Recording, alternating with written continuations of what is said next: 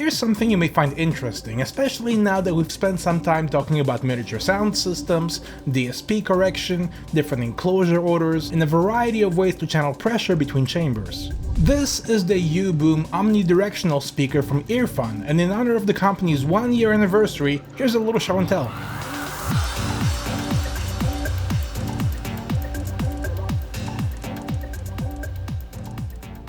So, let's get the obvious out of the way. It is a Bluetooth speaker, and all the lifestyle product imagery aside, it's also packed full of goodies the likes of which may inspire some confidence in the direction that portable audio is headed. Right away, passive radiators.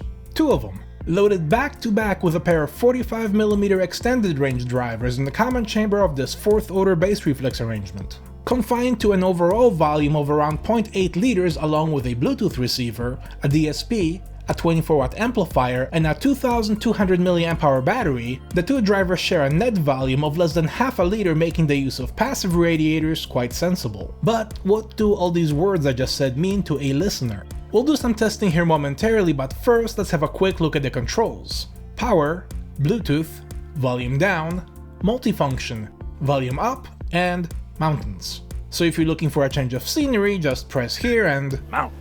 Seriously though, it switches between the indoor and the outdoor mode, which the documentation doesn't really expand on, but that's alright, we'll sort that out for ourselves. Starting with the frequency measurement of the speaker in its default indoor mode. By the way, just to clarify, this is a practical assessment, and in practice, most listeners are going to put their speaker someplace convenient. Perhaps even make use of the existing boundaries like the walls, corners, or the surface of a table. And the engineers who design these products understand and account for it, so without any further ado,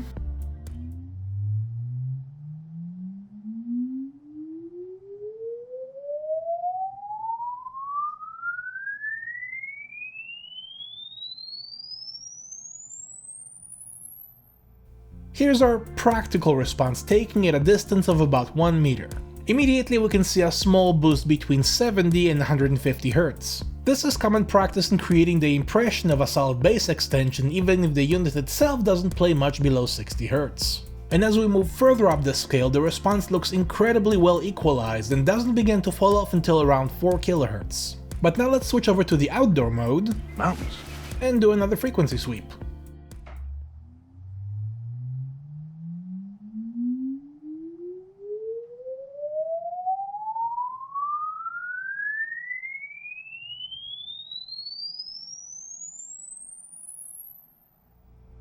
Alright, so the obvious difference here is in the gain of that lower peak, which I suspect has everything to do with excursion control.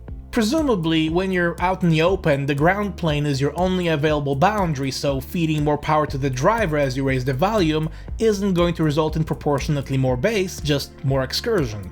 Realizing this, EarFun may have created that second DSP profile to allow for playback loud enough to cut through the ambience of the outdoors, and to compensate for the absence of acoustic boundaries but without the little drivers tearing themselves apart around that 70 to 80 Hz peak. Anyway, now that we have the response sorted out, let's give this thing an actual listen. We'll record a few short samples with the binaural mic for those of you with headphones, and for those of you listening through speakers, we'll use a stereo field recorder. Then, just to be thorough, we'll also head outside and record the speaker playing at a local park, complete with all the ambience you'd expect from such a place. Here we go!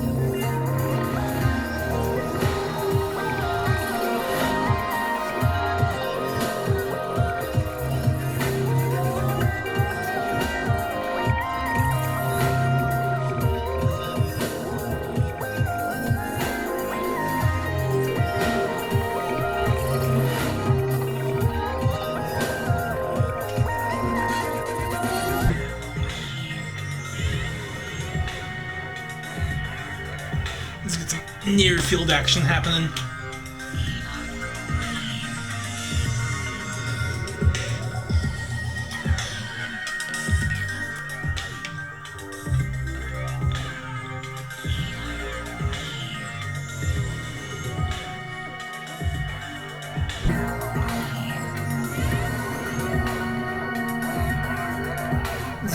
Near-field action happening.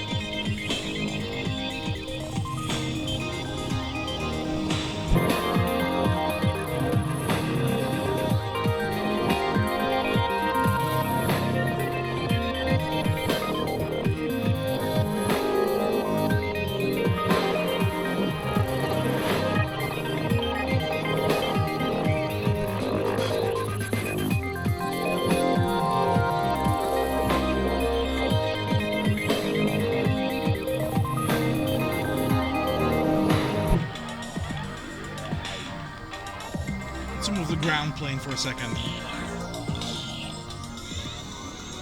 And drop.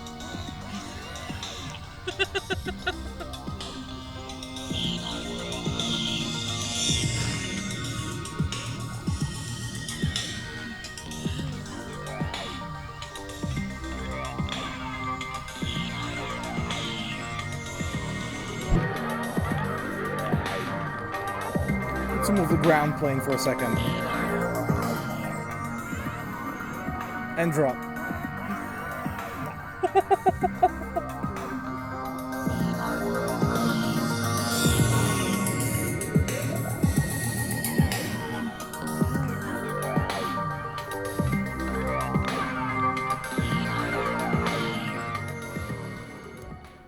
Alright, so, final impressions. At a mere $60 price point, it's not bad at all. It would cost at least that much just to gather all the parts for an equivalent DIY project. And that's before we factor in the waterproof enclosure or any of the aesthetic considerations like this acoustically transparent mesh. In the end, if you're a casual listener with circumstances that call for a small form factor portable speaker, the UBOOM from EarFun is a reasonable choice. That being said, there's a couple of links that the company wanted me to pass along, so be sure to glance at this video's description. Don't forget to chime in with your thoughts on the demo being done in both binaural and stereo sound. I'm curious to know which of them gave you a better sense of the listening space and what speakers or headphones you rely on for that impression. Consider giving this video a like if you enjoyed it, subscribe for more, and I'll see you in the next one. Cheers!